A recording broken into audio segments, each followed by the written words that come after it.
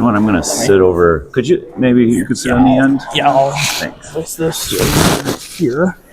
And I will stand up and slide that right there.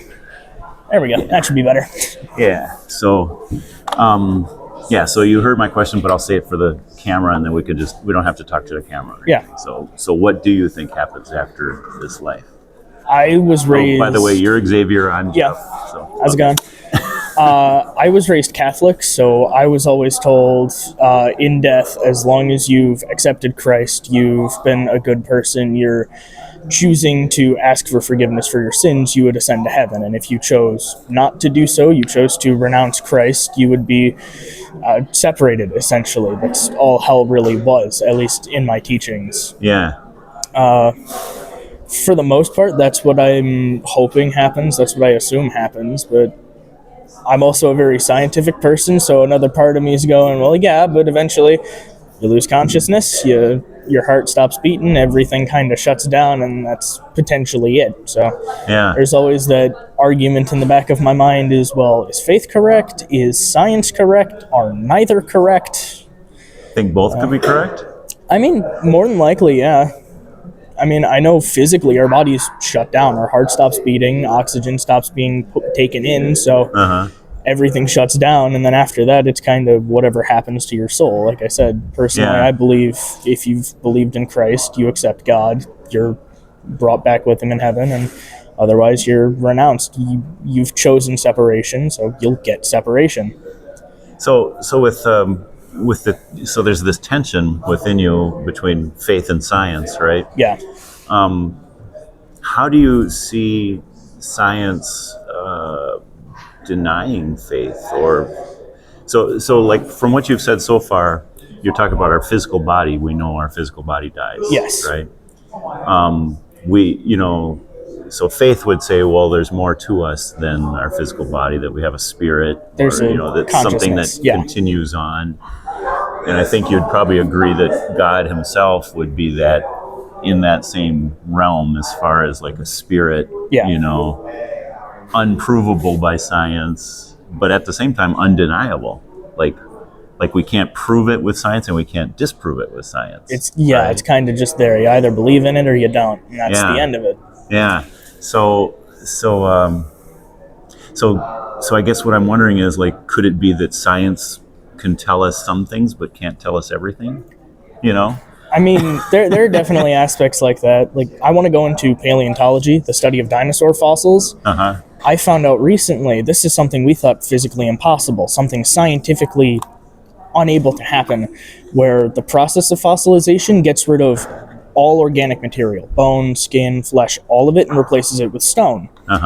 Scientists out in Liverpool found very trace amounts of collagen in a dinosaur's hip bone, which we thought was impossible. Yeah. At the end of the day, there are plenty of things that science will say, this can't happen or this shouldn't happen, and it does. Yeah. Science is one of those things that's ever-changing and you can always disprove something. You can always find a way to say, well, maybe this actually happened, and you never know, it might pop up. Do you think there's any faith in the scientific community as far as, like, do you think they operate by faith too? I think they can. Are there things that they... I think they do. Yeah. I've always been of the mindset, faith and science don't have to be mutually exclusive. You can believe in God while also believing in the theory of evolution. Yeah. Sure, it gets weird, and some things don't really line up all the way, but at the same time, you can find ways to try and explain it. Yeah. Yeah, I think I was going to make a point. Faith or science is incomplete, and so the faith that scientists have, that I'm kind of getting to, is they have faith that, okay, maybe we don't have all the answers now, but eventually we will. Yeah. So there's this faith in that it's, the other kind of faith that scientists have to have is, I think science has evolved to the point where it's so specialized that no one person can be an expert in everything, or even in more than one or a few fields of science. Yeah. And so all the different aspects of science all the different fields of science, paleontology or whatever, are dependent on others. Yeah. And so our faith has to be in the findings of other experts and their honesty, Yeah, that's like we have definitely to another issue. trust. Yeah, we have to trust that they are giving us accurate information, and then they themselves, everything's so intertwined that Yeah. there's no. It used to be that a scientist, could know pretty much everything in all the areas of science. I'm Yeah. talking about hundreds of years ago. Oh, yeah. And now, no, we have to trust experts that we don't see, and we have to trust research that we didn't do. Yeah, that's part of my issue with science. Don't get me wrong, I love it, but everything gets so specialized that the average person can't really get into it. Like, when I was a kid, I would go through every documentary I could find about dinosaurs, and then some random person, if they wanted to try and do the same, they would either have to do the same thing or just read articles based off of random research done by other people.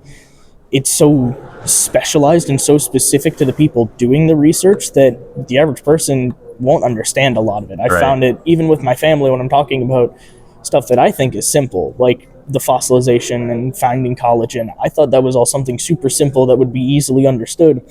And my sister's sitting there kind of going cross-eyed, getting confused at it. Yeah. And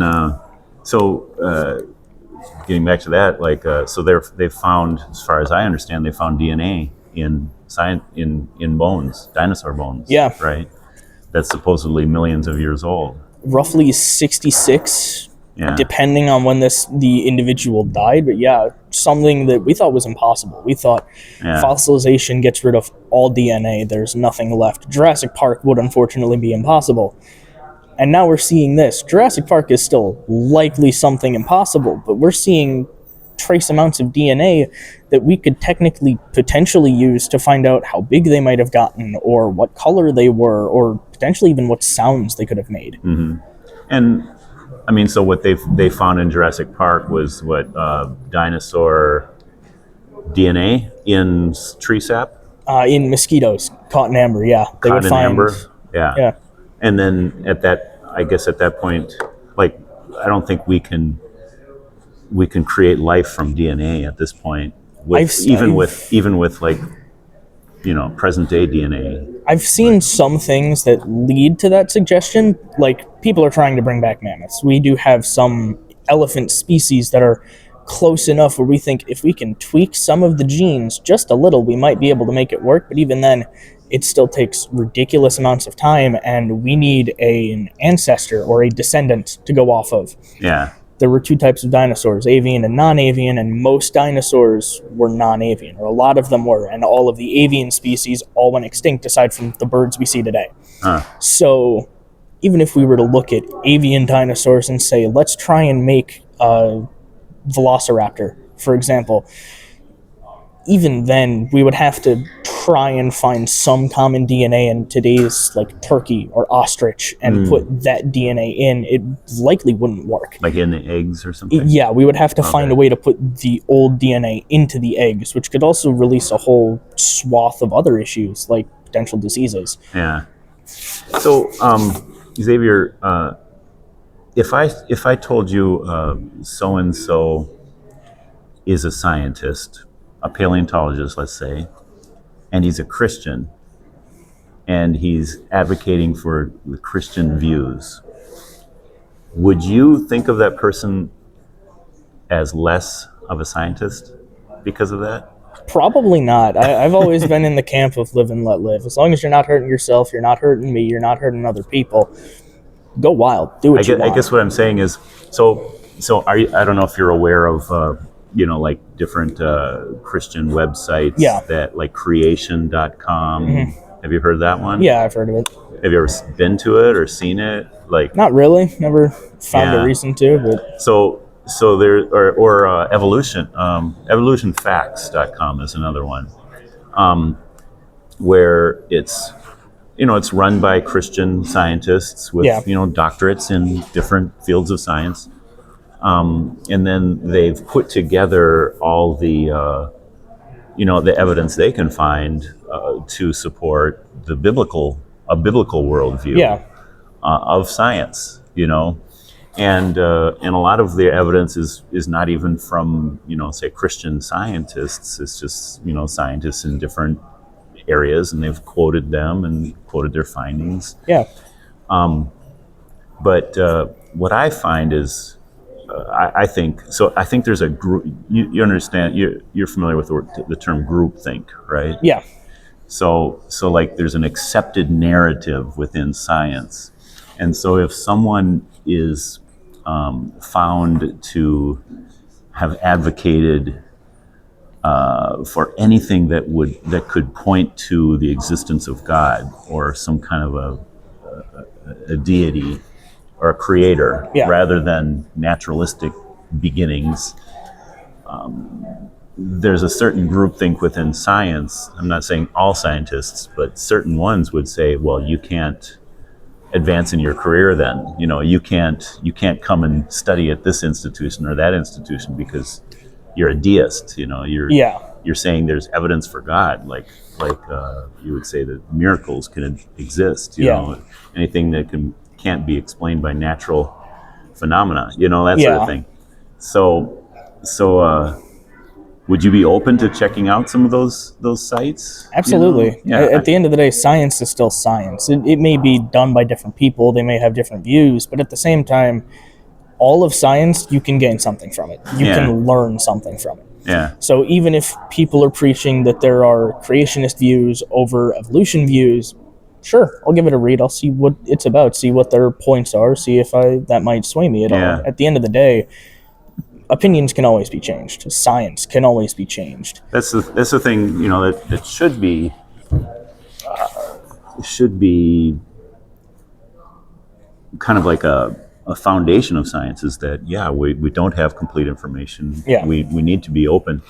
And I guess I feel like to rule people out because of certain, because they would hold to the idea that there can be supernatural explanations for things rather than just natural explanations. From what I understand, science is like, okay, we're open to anything. Let's see what let's see what the evidence shows. Right. But if you rule out certain possibilities, you're ruling out whole. You're not being scientific. You're not taking in every you're being source. Biased. And so I think let's look at the evidence, and so I would consider the Bible is evidence, because what I run into is a lot of people get the term evidence mixed up with the term proof. So for me, it's like, okay, I will concede there is a body of evidence against God's existence or against the Bible being true, and there's a body of evidence for it, right? And so it's our job is to kind of like weigh the evidence and come to a conclusion. And so what I find is a lot of people will not even consider the evidence for the opposition. Opposition, because they think that if I concede that, then I'm conceding God exists. It's like, no, that's just one bit of evidence, and let's put them on the scale. So I guess I don't understand that confusion between the word evidence and proof. I think what it is at the end of the day is I always see evidence leads to proof. Evidence is what you build up and take in to find that proof. And some evidence is stronger than others. It's got different weights to it. Even just looking at the Bible, don't get me wrong, I am a devout Catholic. I believe in all of it, and I believe in all of the miracles performed. However, there is part of me that goes, okay, but this is in an era, a lot of this happened prior to writing and past Christ. A lot of this happened after he had already died and ascended. Meaning that there's a good chance Christ did exist. He was a real person. We know that. We found physical evidence that Christ did exist as a person. However, one of my favorite jokes to make with people is, what if the religion of Christianity and Catholicism and anything falling under that bridge of Christ and God all happened because Mary had an affair and she wanted to hide it, just as a joke, nothing serious. But that could be a possibility. That could be the miracles I do believe in, but there's part of me that says this was all written after it happened. Maybe it's all because it was spoken orally. It was told around the campfire as stories. It changes, it adapts, it molds to the way people tell it, and a lot of times people like to embellish the way that they speak to make it sound better, sound nicer, sound more mysterious. So maybe it's all mythology, and some of it's fact, some of it's fiction. You can't take everything at face value. You got to do your own research. The Bible is good, and it's, a good way to start that research, but at the same time, you can then go off of that. The Bible isn't proof, it's evidence. Yeah. Just like believing in Christ as an actual person isn't proof, it's evidence. Yes. I'm glad you can see that. Yeah. I do. Sometimes I think, well, maybe I should stop using the word evidence because it has such a emotional baggage with it. Yeah. So maybe I've heard one preacher say, well, there's clues about God's existence. Yeah. And he calls them clues. And so we understand that, a clue can't hold, can't make a case in a court of law, but it can contribute to circumstantial evidence. If all these clues line up, then you start to build a case. And so I think there's lots of evidence for and evidence that could be considered against God. For example, atheists will say, well, what, if a good God exists and a good all-powerful God exists, why is there evil? Okay, that could be evidence against God, but it also has an explanation. People are going to do what people are going to do. Yeah, there are ways to explain that. Yeah. So, and then that would be the positive evidence. And so the question is one thing that let me ask you this: so you find yourself kind of wavering between I don't know if you call it skepticism or just science and faith. Yeah. Are there whole seasons of life where you feel like you're veering in one direction or another, or is it day to day, or is it just like? For the most part, how does that work for you? For the most part, it seems like I'm a little on the fence. Like I see both sides of it. I've always seen the faith and I've always seen the science. Part of my wavering, when it veers off one way or the other, especially during, more towards science, is when I've lost a family member. And that's something that everyone goes through. If you have a faith in a deity and something bad happens to them, you immediately ask, why did you let this happen? If you're this all-powerful creature, if you're this all-powerful, omnipotent, omnipresent person, why did you let this happen to somebody? It happened with my grandmother, it happened with my grandfather, it happened with just about everyone. Even when I was young, when I saw my mom upset about losing her dad, my first thought, even when I was 4, is what happened and why did God let it happen? When I was, when my grandmother passed a few years ago, she was a heavy smoker, smoked for years and years and years, ended up on an oxygen tank, smoked a cigarette, it burned the floor through the tube. She was okay the first time. The second time, thankfully there was someone in the house with her. She had forgotten to take off the tube, so she was smoking and it lit her face on fire. She was okay and she survived, but after that she was permanently in assisted living and was not allowed to smoke, so she was crabby as all get out. Yeah. She eventually passed due to a stroke, and my first thought was, why did God allow for such a terrible substance to be created? But at the same time, things happen. People, at the end of the day, evil happens because of people's free will. If people didn't have free will, I don't think we would have things like firearms and tobacco and alcohol, all of these things that can cause such terrible tragedies to people. I think if there was an omnipresent being constantly making decisions for all of us, he would steer us away from that, but he's chosen to give us free will. They've chosen to say, this is your life, do what you want with it, the consequences are yours. If you make a bad decision, something's going to happen. Play stupid games, win stupid prizes. Although the hard part about that is like even innocents suffer from the free will of others. Yeah. Like innocent children or whatever. And so like this free will has caused. I mean, the Bible would say the whole world is cursed. Like Yeah. there's disease. That there's birth defects. There's you Famine name and it. death. There's Yeah. mosquitoes. Well, I mean, yeah, we don't like to get bit by mosquitoes, but at the same time, they provide food. So, I mean, yeah. but anyway,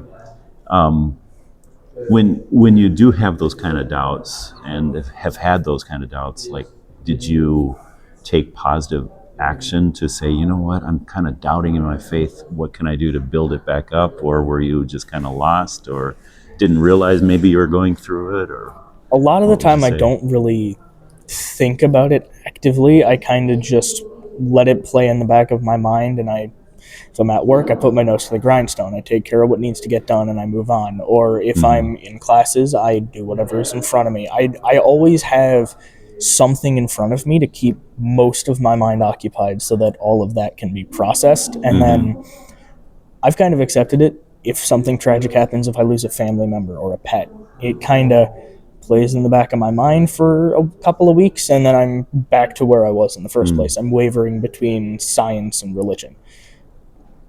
Do you read the Bible much? Occasionally, not very often. I will every now and then if I'm feeling, gonna sound wrong, but if I'm feeling bored or I need something to do and I just, don't want to play on my computer, don't want to play video games, don't want to ride a bike, don't want to read anything, just sure. So it's not your first choice. It's your Definitely not. It's kind of that thing where it's like, don't get me wrong, I probably should. Yeah. If I'm practicing a religion, I should probably at least learn about the more of the religion. But at the same time, it's like, I have other things I got to do. I have other things I'd like to do. Heck, there's a new video game coming out at the end of the month that I'm probably going to be clearing a lot of my nighttime schedule for. And you said you're practicing Catholic. Do you attend church pretty regularly, or? I try to. Work, like I said, tends to get in the way. Work and classes, I'm typically here during Monday and Wednesday, I'm here from 11 to 2:45, and then Tuesday and Thursday, I'm here from 9 to 12:25. So most of my day is taken up, and a lot of the time, my nights are taken up by work. But I try to. I try to go to church when I can. When you do, so I'm not Catholic, but so when I go to church, I'm Protestant, and a lot of Protestant churches, not all, but a lot of Protestant churches really. Even I don't know if you're familiar with how Protestantism began. I am unfortunately not. So the word Protestant comes from protest, and it was a guy named Martin Luther, not Martin Luther King, but Martin Luther in 500 years ago. He was a Catholic monk and was able to read the Bible for himself. It was in Latin and Greek and all that. But he read it, he was familiar with it, and he started to notice that what they're practicing in church is not what's written in the Bible. And so he put up what's called 95 theses, which would be, I guess in science, what's a thesis? A statement of belief or whatever? Basically what you're trying to prove. I know in writing, it's a lot of the time your thesis statement is, this is what you're trying to prove in your essay type deal. So I would assume he put 95 of these statements up that he said he protested that this is what the Bible said, but the church teaches something else. See what I'm saying? So for example, one would be that the Bible says there's only one intercessor between us and God. That would be Jesus. And the church is saying, no, you can pray to saints. I'm pretty sure that would be in the 95. Just different things that he just didn't. And so he was a protester, a Protestant. And so the Lutheran Church began, and then other churches split off from there. But they began a tradition of, let's read the Bible first and see what it has to say, and let's evaluate our church traditions and our other beliefs according to the Bible. Whereas, and this was, the timing was perfect because it's right when the Wittenberg press was invented, so they no longer had to rely on written copies of the Bible.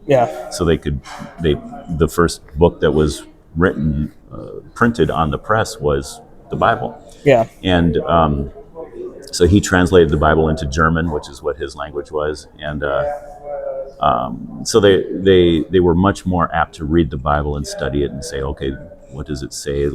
Yeah. How can we learn from this? As opposed to church tradition. And so I'm thankful for those church traditions, because for all those years people didn't have Bibles, and so what would they have done? They had to rely on the church traditions. But if people could get a Bible, why not read it? And why not see what it says? And so that's what that was in general. I feel like Protestants read the Bible more than Catholics. And so in your Catholic church, I imagine the homily is 10 minutes of teaching? I want to say, like 10 to 15 minutes. And so I go to a church where it's 45 minutes of teaching straight from the Bible, and that's emphasized. Yeah. And then they have different small groups that, meet and read the Bible and discuss it. And so it's much more, familiar. People are more familiar with the Bible. And the reason I'm bringing that up is because if it sounds like you do have like a strong belief in Jesus, that he died for your sins, and, everything, like the basics of the Christian faith, but at the same time you struggle with doubts. And so I'm thinking about this story. There's a story about a farmer who had 2 dogs. Yeah. And he would bring these dogs to dog fights, and how'd the story go? I guess the dogs fought each other.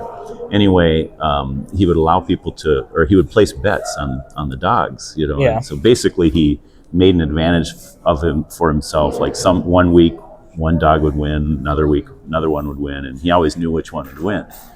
And so finally people were like, how do you know which one's going to win? And he said, it's simple. For the week before it fights, it's the one that I feed. and so the idea is like, okay, we have our faith and we have science, and sometimes we lean towards one, sometimes we lean towards another. Are we really just subject to whatever they tell us, or can we actually take action? Which one are we going to feed? And so if we want to feed our faith, we're going to need to spend some time reading the Bible, or spend some time, like trying to find, for example, trying to find answers about those questions, rather than just kind of like what you were saying, you just kind of like lose yourself in your work or whatever. You kind of escape from it, and then the grief, eventually it's not so hard to deal with the grief of losing someone you love. Yeah. And so you kind of forget about it, but you could take like more proactive action to help your faith during a time like that. And that would be to seek out answers from the Bible, or maybe from church, or, from other Christians, whatever. So that would be my maybe word of encouragement for you. Yeah. Like if you just recognize, there's times when I have doubts, and there's times when I have strong faith, you could be proactive about it and take steps, Does that make sense? Yeah. I definitely probably could be a little more proactive with my faith. Like I said, I've got a lot of things going on, both here physically and also mentally. Not going to lie, my mental health, ever since I want to say my freshman year, that was when COVID hit for me. Freshman in high school? How old are you? Freshman. I'm 18. So my freshman year in high school, that's when COVID hit. I do think my faith got a lot stronger after that, for a brief time, couple of weeks at most. While I was in high school, in my freshman year, I was suicidal.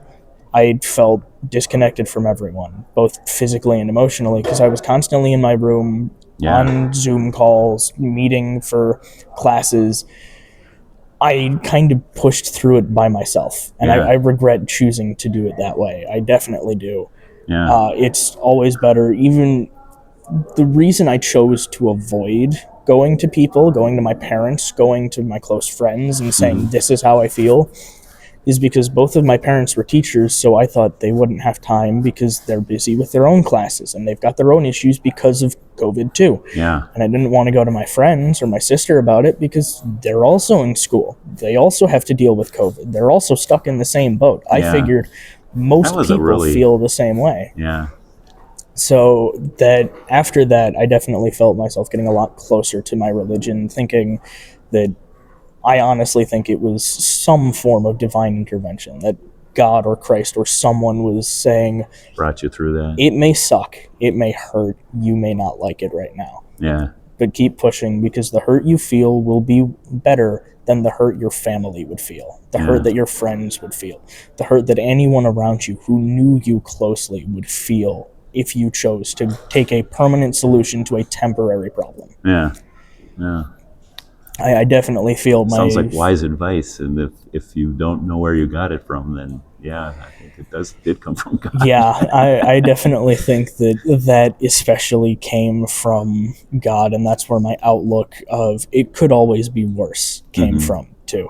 Yeah. Things could always be worse. Sure, I'm stuck here in school and I'm not at the colleges I want to be at, but at the same time, if I chose to go to University of Illinois, I would be in debt a lot more. Oh, yeah. This going here and then going straight into the field I want to go into is far cheaper. Yeah. It could be worse. I want to be at home right now, just hanging out with the dogs and playing video games and watching TV. Mm-hmm. But at the same time, I need to be here for classes. It could be worse. I could be taking all classes that I hate, I can't work with, and I just don't enjoy the course. Yeah. For the most part, aside from math, which I've never been good with, all of my classes I enjoy, either the teachers or otherwise.